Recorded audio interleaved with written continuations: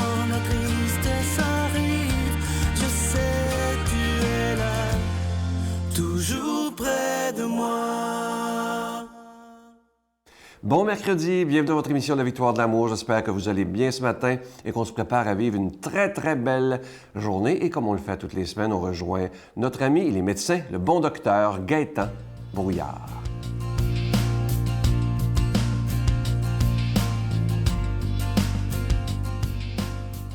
Bon matin tout le monde. Donc nous poursuivons aujourd'hui avec le problème de la surmédication qui est à nos portes et qui, à un moment donné, demande justement à faire un temps d'arrêt. Qu'est-ce qui se passe exactement avec toute cette médication? On voit actuellement que les maladies ne cessent d'augmenter. Une personne sur deux va quand même mourir du cœur aujourd'hui. Le cancer est à la hausse aussi. Le diabète, c'est incroyable. On est rendu quasi, si ça continue de cette façon, on dit que demain, en Amérique du Nord, un enfant sur 3 va être diabétique. Donc, c'est plus une maladie uniquement d'une maladie de l'adulte. On voit que même nos jeunes commencent à souffrir de ce qu'on appelle le diabète de l'adulte, mais de façon beaucoup plus jeune. Et donc, qu'est-ce qui se passe dans notre environnement qui fait que cette problématique chez nous est si importante? Les gens, souvent, vont utiliser, quelqu'un me faisait remarquer justement, j'ai un certain âge, là, j'ai 60 ans, des fois j'ai des problèmes de sommeil, et donc je prends une petite pilule pour dormir, juste au cas où, c'est une petite habitude. Finalement, c'est un produit inoffensif, mais il n'y a pas de médicaments inoffensifs. On sait, par exemple, que les médicaments pour dormir affecte notre qualité de sommeil. Qualité de sommeil en le sens qu'on peut dormir, mais notre qualité de réparation pendant le sommeil n'est pas le même.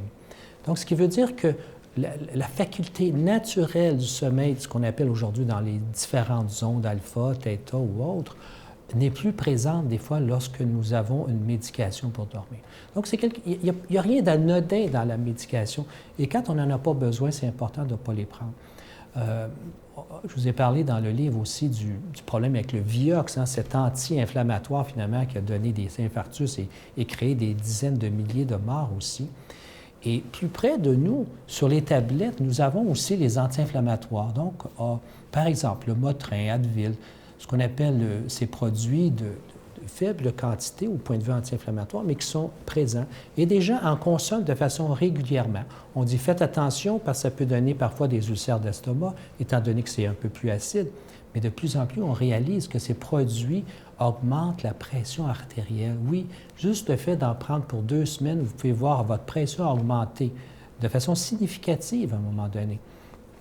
Et donc, on ne prend pas ces médicaments-là parce qu'ils sont sur tablette de façon tout à fait anodine. Elles ont des effets secondaires. Et un des effets secondaires, même pour les médicaments tablettes dans les anti-inflammatoires, c'est aussi une augmentation des risques de maladies cardiaques. Donc, on n'est pas si à l'abri de tous ces problèmes actuellement. L'autre chose qu'on remarque aussi, puis c'est plein à la télévision de cette publicité, vous souffrez d'hyperacidité, ou du moins vous avez de la difficulté des fois à digérer, vous avez des brûlements d'estomac. On dit, on continue à manger les 2 pizzas ou le hamburger et on se met sous la cravate simplement des antiacides. Tout simplement, c'est prescrit, c'est-à-dire c'est sans ordonnance, vous pouvez les avoir. Mais les antiacides ont la propriété justement de diminuer l'assimilation de plusieurs vitamines aussi. Je vous souhaite une belle journée malgré tout. Gardez le soleil dans votre vie. À la prochaine. Notre Père qui es aux cieux, que ton nom soit sanctifié, que ton règne vienne, que ta volonté soit faite sur la terre comme au ciel. Donne-nous aujourd'hui notre pain de ce jour.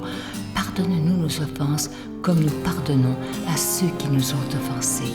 Ne nous laisse pas entrer en tentation, mais délivre-nous du mal, car c'est à toi qu'appartient le règne, la puissance et la gloire pour les siècles des siècles. Amen. Giorgia Fumenti présente son 10e album Amour, incluant 12 grandes chansons, dont Alléluia.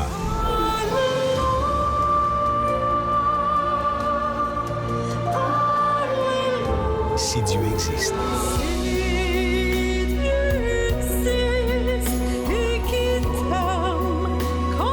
Une chance qu'on sent. L'album Amour. de Giorgia Fumenti, en vente partout. Je suis tellement heureux de vous parler de ce magnifique cadeau du mois. D'après moi, c'est un des plus beaux depuis très longtemps. Il a été fabriqué au Québec par un artisan qui a un talent absolument extraordinaire. Vous ne le trouverez jamais en magasin. Il s'agit de ce magnifique pendentif de la prière.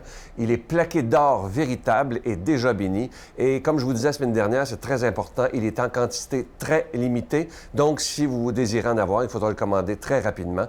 Et c'est avec un don de 25 $. Et si vous en voulez deux, parce que ça se donne vraiment bien en cadeau, c'est avec un don de 40 $. Je vous donne l'adresse. La Victoire de l'Amour, casier postal 120, succursale Boucherville à Boucherville, le J4B 5E6. Je vous la redonne. La Victoire de l'Amour, casier postal 120, succursale Boucherville à Boucherville, le J4B 5E6. Également par téléphone, par carte de crédit du lundi au vendredi de 8h30 à 16h30 dans le 514-523-4433, 523-4433 ou sans frais, le 1-888-811-9291, 1-888-811-9291 et aussi sur notre site Internet, le www.lavictoiredelamour.org. Et je vous rappelle que si vous faites votre don par Internet, évidemment que c'est très sécuritaire et très, très rapide. Dès qu'on a votre don, nous vous envoyons votre cadeau. Alors, je vous rappelle ce magnifique pendentif de la prière, plaqué d'or véritable et déjà béni. Et comme je vous le disais tantôt, très important, c'est en quantité très limitée parce que quand il n'y en aura plus, il n'y en aura plus. Alors, si vous le voulez, commandez-le très, très rapidement. Et moi, je veux prendre le temps de vous remercier de tout mon cœur de votre prière soutenue et aussi de votre grande, grande générosité.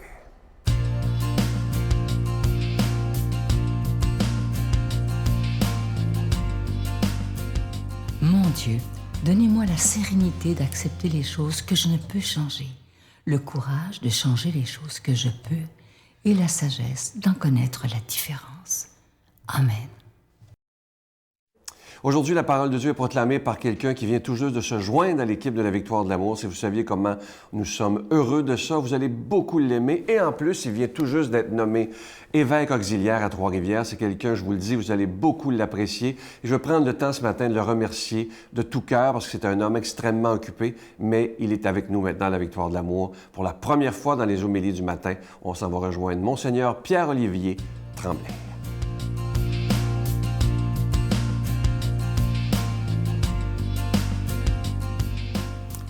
C'est la fête de saint Antoine de Padoue, prêtre et docteur de l'Église. Évangile de Jésus-Christ selon saint Matthieu.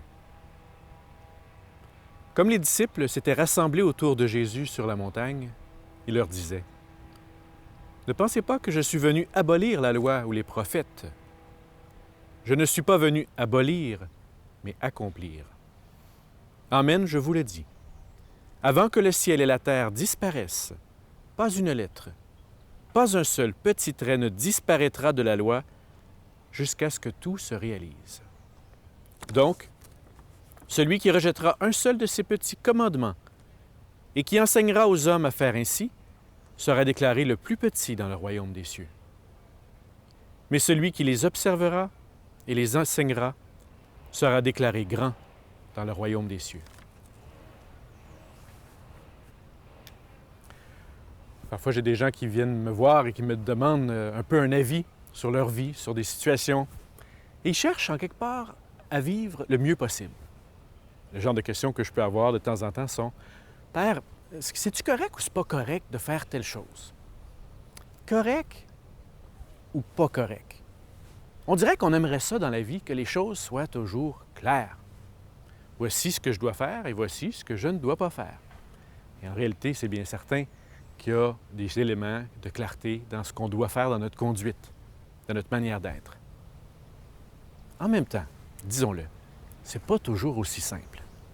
Et tout au long de la vie de Jésus, les gens sont venus le voir pour l'interroger dans son rapport à la loi. Jésus, est-ce que c'est correct ou c'est pas correct?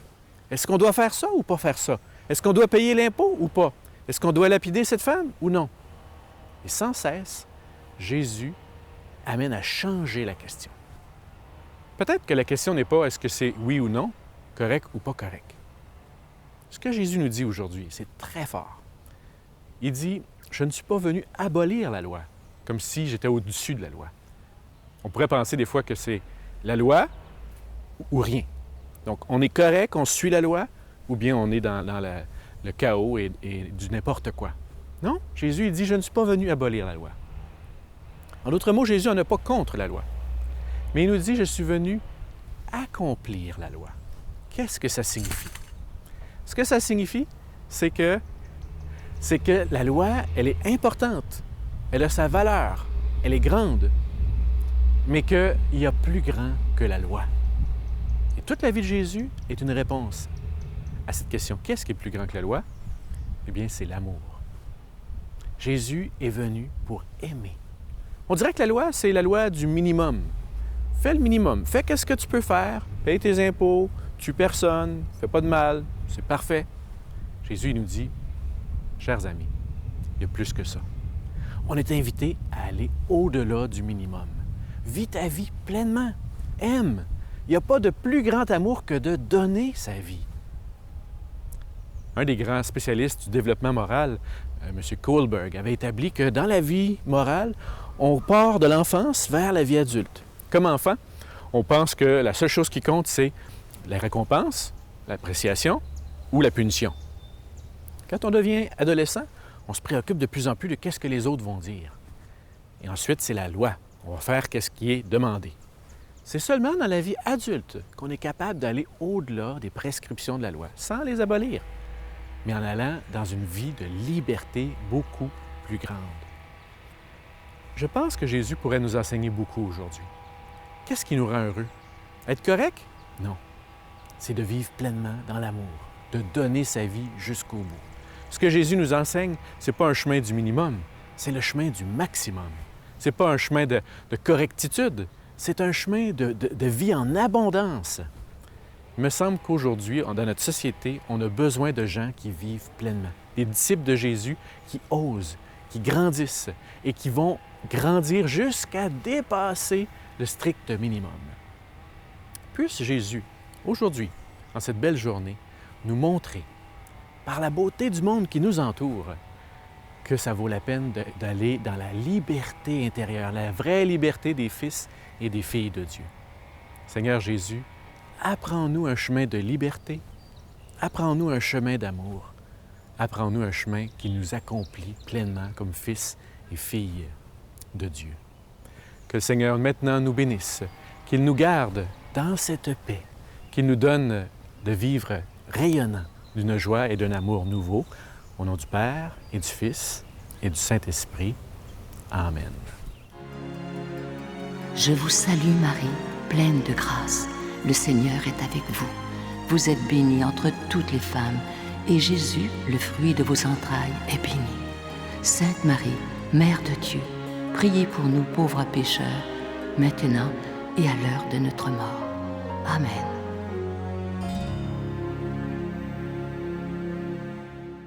Encore une fois, je veux remercier de tout cœur, Monseigneur Pierre-Olivier Tremblay, de se joindre à l'équipe de la Victoire de l'Amour. Et je voulais vous annoncer aussi que dimanche, étant donné qu'il est le recteur du sanctuaire Notre-Dame-du-Cap, dimanche le 17 juin, donc c'est dimanche qui s'en vient, il y aura un concert d'orgue avec l'organiste invité Claude Lemieux et les Cafés Rencontres. Pour plus d'informations, vous voyez l'adresse Internet au bas de l'écran, c'est sanctuaire-ndc.ca. Vous aurez toutes les informations. Et encore une fois, merci à Monseigneur Tremblay. Et si vous allez au sanctuaire Notre-Dame-du-Cap, vous risquez de le croiser. Vous allez voir, il est d'un accueil absolument extraordinaire. Et ce qui me marque un peu chez lui, vous allez voir, il sourit tout le temps. On voit que c'est un homme de Dieu extrêmement heureux. Je vous souhaite une belle journée.